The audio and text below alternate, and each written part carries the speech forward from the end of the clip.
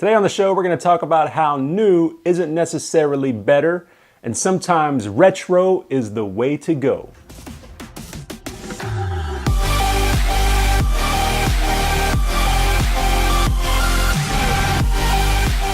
Hey guys, it's Sam. Welcome to The Blind Spot. In a previous video, I talked about how Uno was one of my favorite games as a kid. I loved to play it, and I love to play it still with my family.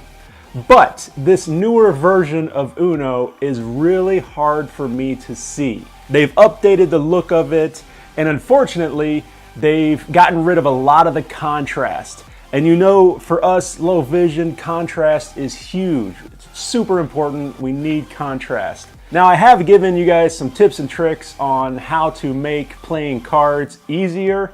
I'll link to that video down below, but it's still not great. I still would love for them to put the contrast back in these cards. You'll see here that they have very low contrasting colors with the yellow against the white. There's no division between the numbers and the background. Then they've also changed the skips and reverse cards. They've taken out the words and just put in these symbols. And yeah, it's cool and all, but it's hard to play sometimes. Sometimes it's hard to determine what that is. So in that previous video, I mentioned that I was getting a more accessible set of Uno cards. And they actually have an accessible deck of Uno cards.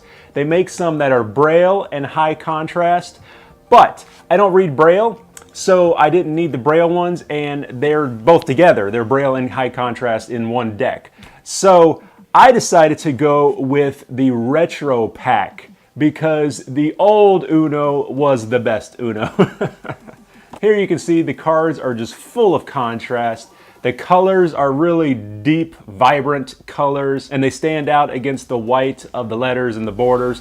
But they also have a shadow behind all the letters and all the numbers, so that helps to further separate those from the background. Another benefit is the skips, the reverse, the draw twos.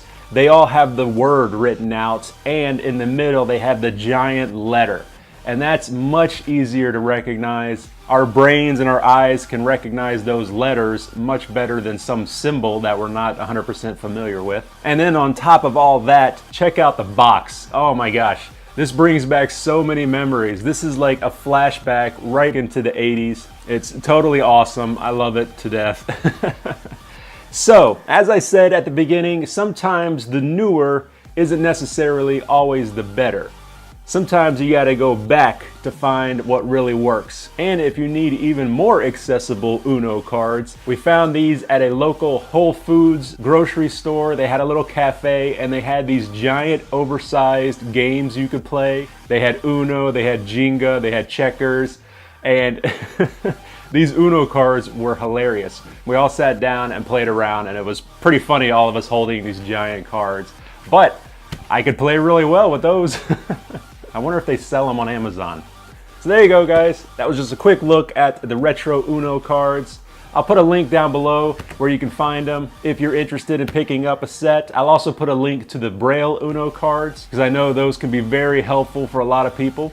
If you guys have any questions, as always, leave them down below. I'll do my best to help out. If you like the video, be sure to hit that like button. And don't forget to subscribe to stay up to date with the videos coming out in the future. Thanks again for watching, guys. This is Sam with The Blind Spot. I'll see you next time.